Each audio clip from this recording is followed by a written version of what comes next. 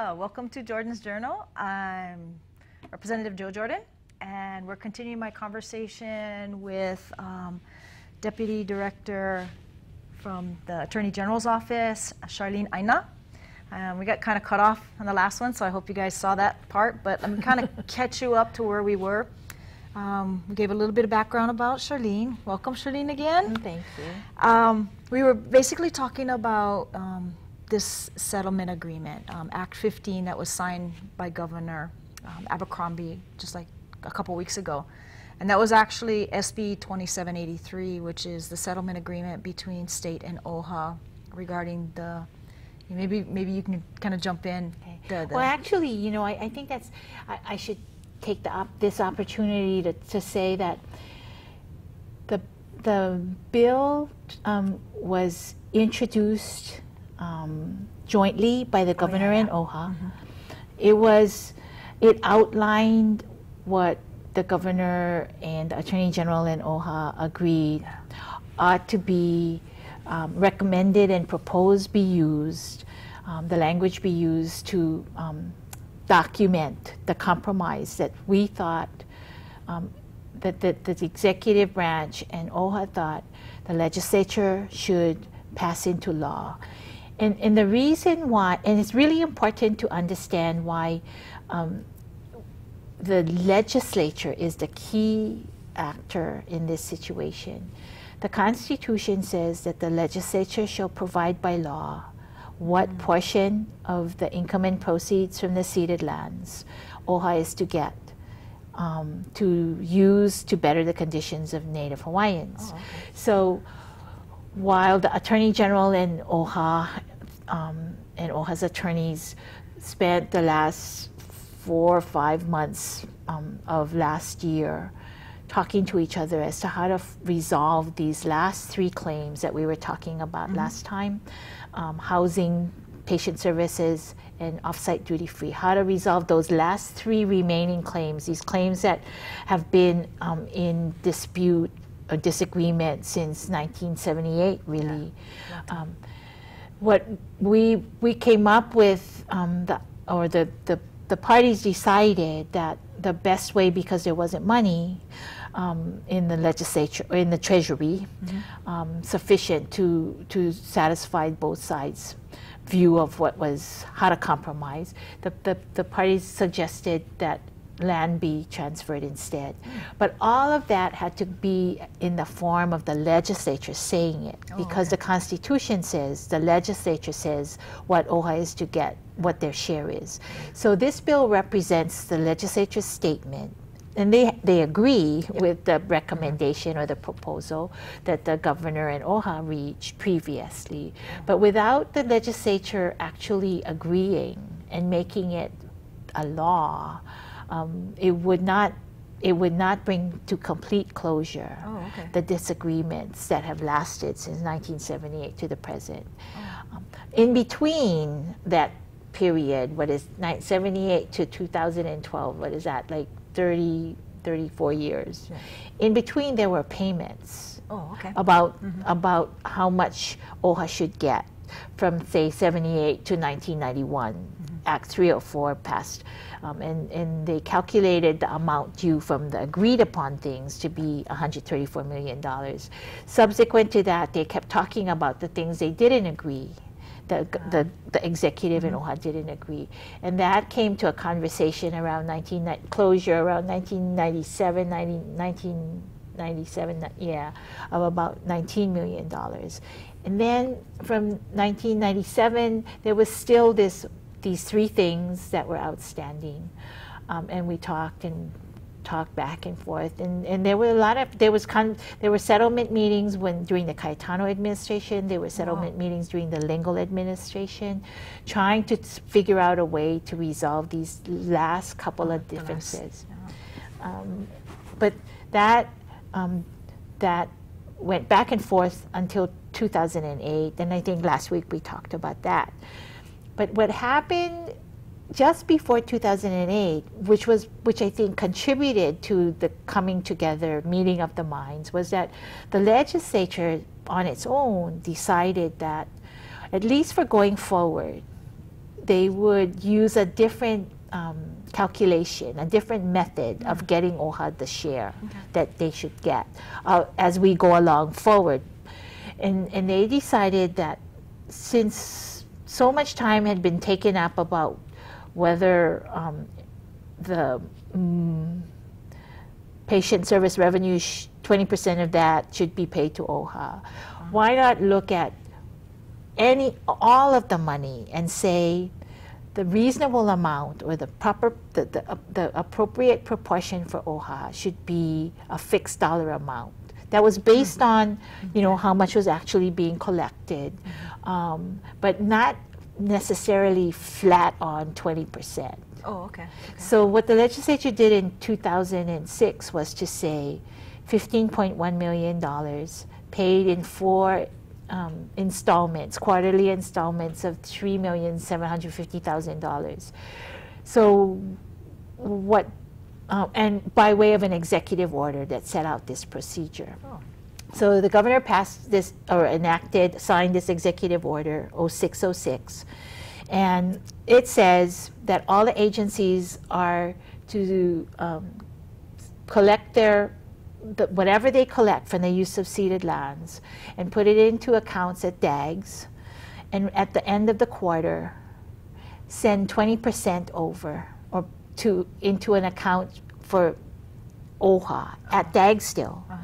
And if that amount equals $3,750,000, which is what has to go to OHA, then fine, that'll go. But if that amount is short, then there's still 80% of the money that they received. Oh, okay.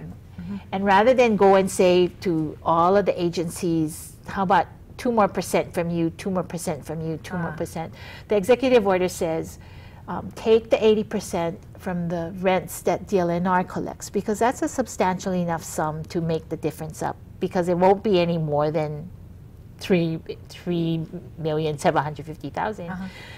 And take that amount and take from there and make it whole so that the state's obligation can be paid. So technically now we're not relying only on 20%. If we cannot make the $15.1 million based on 20%, then we have to go, because we have to send 3.750 over, 3,750,000 over at the end of the quarter. We'll go and get whatever else is from the ceded lands for that quarter and put the difference in, but always from the DLNR portion that would otherwise go to the state treasury as general fund realization. So anyway, that's how it's being done now. So currently, that's been happening. Right, and every year, OHA can come, someone else can come, whoever thinks that that's not the right number can come to the legislature and ask the legislature to reassess. Oh, okay, but that 15.1 was based upon actuals. You know, studying how much and the up and down from year to year over a period of time, and that was still that was. I don't think, I wouldn't say it was 20%. I would just say it was what they thought from studying the up and down would be a appropriate share to pay over. Right, and so, but that number can be changed anytime the legislature sits down by way of a bill to amend what's called Act 178 from 2006. So that can be amended to go up or down. It just depends on how you would try. You could amend Act 178, or you could repeal Act 178 and amend a new law that says whatever the number is. But thus far, there hasn't been an amendment to that. There hasn't been. There hasn't been anybody asking to come in, or there hasn't been. Neither side has come to that. So I think the focus was mostly on resolving those 3 particular issues over all these years. Because that was a bigger issue, right? Right. And now that's what you're going. When you're saying going back to the legislature, this agreement could have been between the administration and OHA, but it still couldn't have happened without the legislature deeming the approval of it, right? Right, because it wouldn't have, even if OHA and the governor had agreed, it wouldn't change what the Constitution says, which is The legislature is to provide what the share is. Okay. So like agreeing amongst the governor and OHA, or you and another member of the legislature isn't enough. It has to be the legislature. The Constitution to do legislatively. Right. So that's why it was so important that this proposed bill that was SB 2783 had to move through the legislative process. Right. And then once it did, you know, the governor gave his word that he would sign it if it got passed. Right. You know, so that's why we had those different mechanics moving forward. And then once this has been resolved, to even change anything, again, we have to come back to the legislature, right? To change how much OHA gets going forward, you have to come back to the legislature, because the Constitution says the legislature or the portion shall be as provided by law. The literal language in the Constitution is as provided by law, and so that means the legislature is the lawmaker, and that's why the legislature is the one that says, together, all the members together, deciding what the amount is. Yeah. And again, the revenues that we do pay to OHA, which is the $15.1 million every year, that's been going on since that was agreed upon in the... The 15.1 has been transferred over since fiscal year beginning July 1, 1970. I'm sorry, 2006. 2006. July so 1, it's 2006. kind of new. It's not that old. Yes. It's probably about 5, 6 years old now. Now that, again, that comes from the proprietary. It can come from, it is everything that's collected, but you know, we still follow the proprietary sovereign distinction. Okay. Because, I mean, there's no sense, I mean, as a practical matter, there's enough from the proprietary side to make $15.1 million. Whether it's 35% of the proprietary or 50% or 17%, whatever it is, it's enough to rather than disrupt the sovereign collections. Because sovereign collections could arguably include fees at tuition at the UH. And you know, that the tuition is supposed to be for to pay the faculty expenses, and which otherwise state monies would be used for. And I mean, everyone in the community agrees that we should have a university. It should not be, well, you know what they think about tuition and how it shouldn't be raised. So like taking away that money would only mean that the legislature would have to put general funds back in to make the difference up. So the way the executive order is designed is to look first at the sources of money that we considered proprietary under Act 304. And that again would be like lease rents. Lease rents. It includes lease rents. It includes cell phone tower rents. It includes over at DAG's parking. So parking receipts. If the parking lot is on ceded lands, then those receipts are subject to the surcharge. Actually, if you wanted to see what all is collected from where, it's on the DLNR's webpage.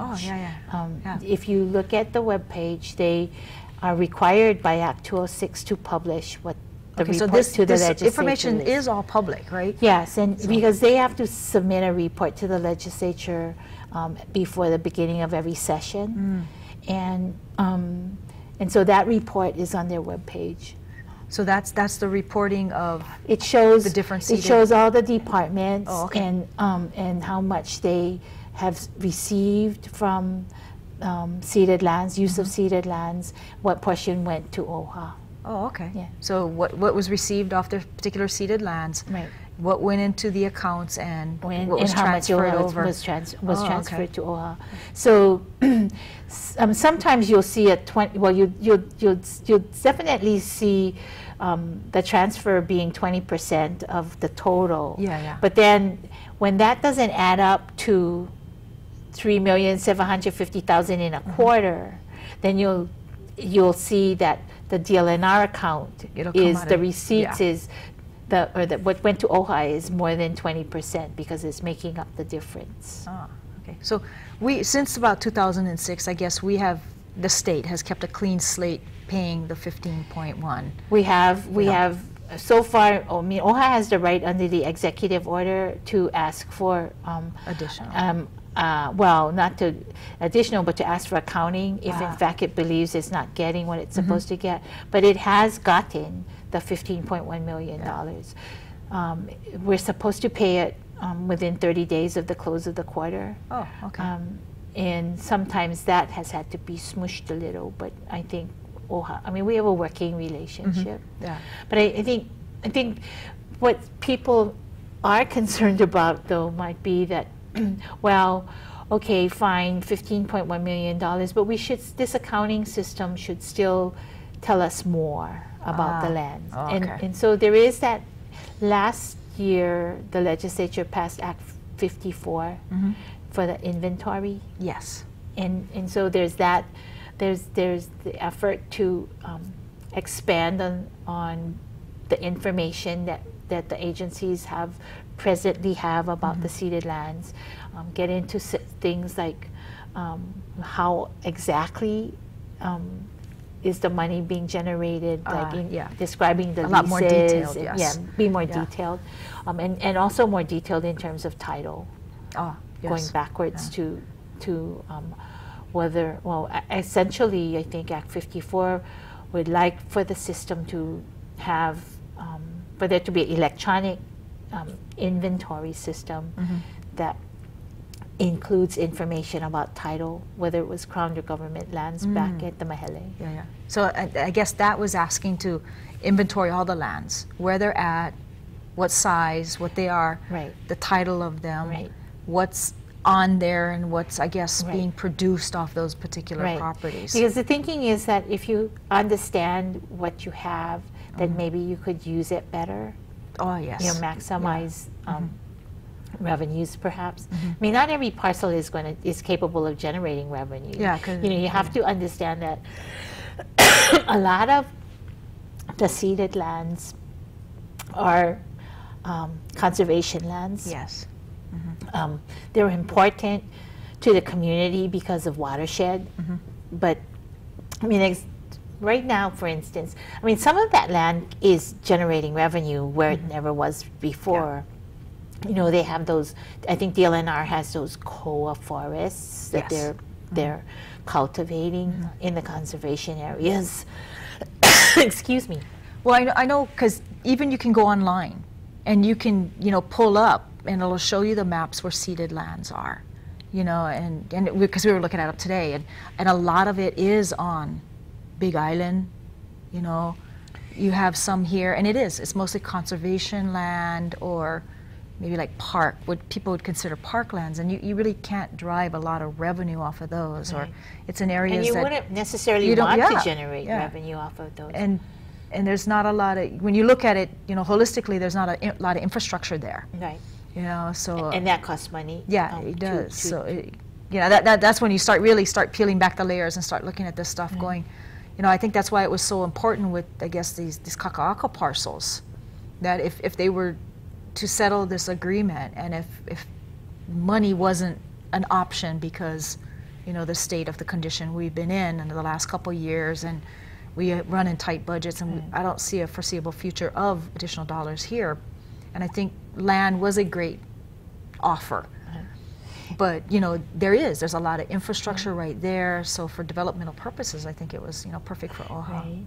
And that goes toward the value, the $200 million, because each side did appraisals. Yes. And checked each other out. Yeah. To be sure that there was a meeting of the minds as to that we were paying, we were giving, and they were getting value at $200 million. It's not like to the penny at all. I mean, but we both sides did that, and we're satisfied that it was a fair deal. Yeah, I think even in the discussion during the committee hearings, during the legislative process, I mean, you heard we were agreeing to disagree on their appraisal versus our appraisal, whoever you were talking about, and I think there was just a slight difference, and I think they kind of said, that's water under the bridge, we'll deal with it. They came to some mutual agreement on that, and saying, the value going forward is going to be well worth what these properties are deemed in today's, you know, appraised value. But when you step back and you look at even the trust lands, and when we talk about how do you derive the revenue off this going forward to meet the 15.1, you know, the developmental of those type of, a lot of them, they sit under schools, they sit under public housing, you know what I mean? So I guess those are the challenges we're seeing, you know, how much more can you drive off some of those properties when they are meeting some of the purposes, you know, and I think you stated those earlier, the purposes, you know, educational. It's education, better conditions of Native Hawaiians. The exact language I can't remember, but it is to further farm and home ownership. Yes. And then there's for public improvements, which would be like parks.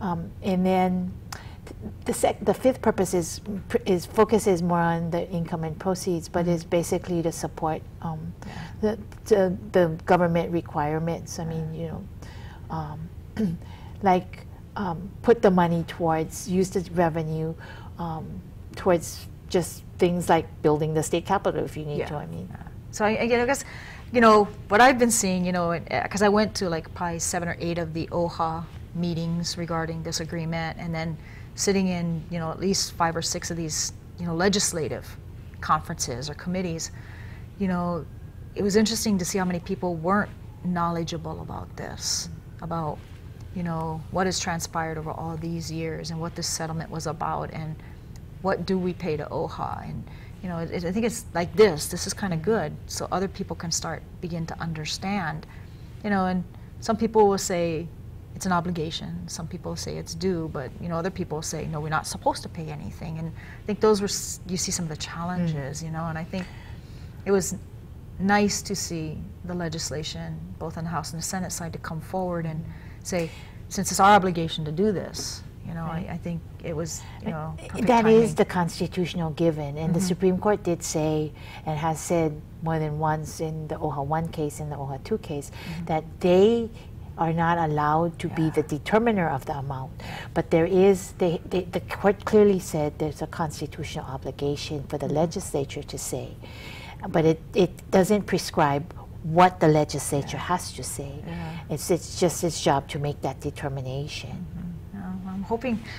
I'm hoping we've educated a few more people on this. I mean, I'm certainly, you know, I'm kind of like still new to this game. I understood, you know, the 20% revenues and stuff like that, but I truly appreciate you explaining it a little bit more in depth to me, and maybe we shouldn't look at this as a 20%. We should just look at this as revenues derived from public lands. I mean, I've read the legislative debates from 1987, 1988, when they decided the different questions, and from 1980 when they decided it was 20%. At that time they said 20%, and I understand that people remember that, but I think it's more helpful to me, in my mind, it's more helpful if you just look at the Constitution, and then you have to, of course, look at the legislature, and you have to say it's your job, and we elect you to do that, because the Constitution says that you decide whether it's 20%, 50%, or some other way of deciding what the share is. But they're definitely entitled to a share, but it is what for only the legislature to say. Yeah.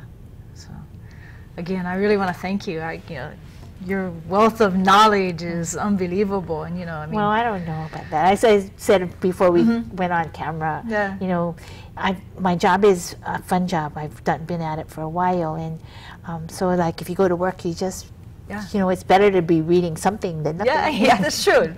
And, you know, I guess when you read it and you live and breathe it for so long that it becomes like second nature to you. And well, it does. It was a while, but you know, I think early on I said it was time well spent. Now, when you get to look backward, it's time well spent. And, you know, I guess in situations like this where legislation comes up, is to have somebody that has that institutional knowledge. There are people in my office who will have the same chance that I have had for different issues. Yeah, and that's what I mean. You know, particular different issues, because I'll say I don't have that institutional knowledge, but we can like look at somebody like you and go, okay, so now we get to hear what this was about. You just have to get reelected again. I will do my best at that. But, you know, I'm going to thank you very much. I truly enjoyed this. I enjoyed our conversation, and I appreciate it very much. Thank you, Charleen, for joining me and for your service to this state. I truly appreciate it. That's, you know, that's nice dedication. Thank you. Yeah. So thank you for joining me, and I think we'll kind of wrap this up and staying the extra show. Okay. Truly appreciate it. So thank you for joining me. This is Jordan's Journal, Representative Jordan, and I look forward to seeing you all again soon. Aloha.